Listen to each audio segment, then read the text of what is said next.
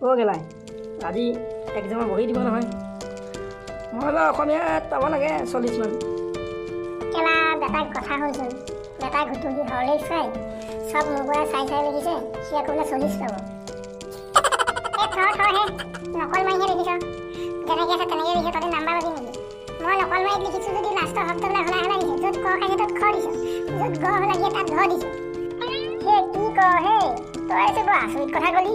পিছে আজি নহ'লে চশমা লগাই আহিলি যে কিবা স্পেচিয়েল আছে নেকি আজি এই পূজা বতৰৰ কথা নহয় পূজা পালেহিয়েচোন ষ্টাইলত আহিলেহে যদি মাল এটা পতে গম পাইছ নহ'লে পূজা অকলে অকলে চাব লাগিব নহয়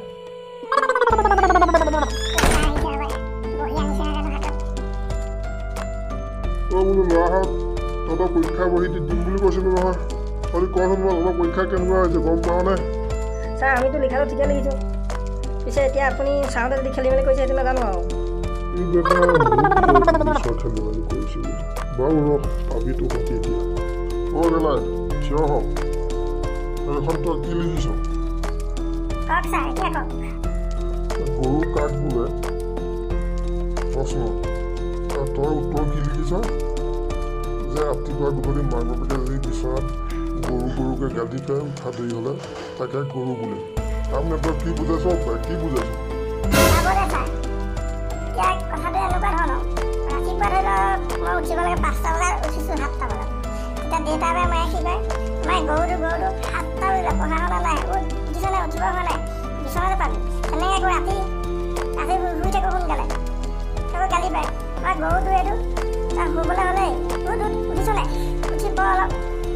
এতিয়া তেনেকৈ ধৰি লওক চা আপোনাকো আগতে গালি পাৰিছে চাগে মা দেউতাই তেনেকুৱা আৰু এতিয়া ধৰি লওক আমি গৰু হ'লোঁ নাই সেইটো কথা মই আপোনাক বুজিছোঁ আৰু তেনেকৈ লিখিছোঁ আৰু কি যে কপালো কি যে কপাল মোৰ তহঁতৰ লিখীয়া অলভদ্ৰকেইটাক মই পঢ়াবলৈ পালোঁ ভাৱ বহলা লিখা উদাহৰণ সহ তই বাৰু কি লিখিছ কি লিখিছ তই নিজে বুজাই ক নিজে কচোন নিজে ক চাব হা চা এতিয়া যি খুজি মাগি খাই খকুৱা উদাহৰণ চা আপুনি খালি যে মই লাঞ্চ টাইমত কল খাই থাকোঁতে আপুনি খুজি খাইছিলে নহয় জানো ছাৰ হাই ভগৱান কি চাই তুমি ইহঁতক পৃথিৱীলৈ পঠাবা মোৰ মাথা চাথা নষ্ট কৰি দিছে জানো নাই মই তহঁতক বহি লৈ দিব নোৱাৰোঁ দেই তহঁতি অফিচৰ পৰা লৈ আহিবি তহঁতক মানে এনেকুৱা মন যায় নহয় একদম বান্ধি লৈ কোবাম যেন মানে তহঁত দুটা বহি মই দিব নোৱাৰোঁ তহঁতি অফিচৰ পৰা গৈ লৈ আহিবি সেই ছাৰ মই কি মিছাটো কৰিম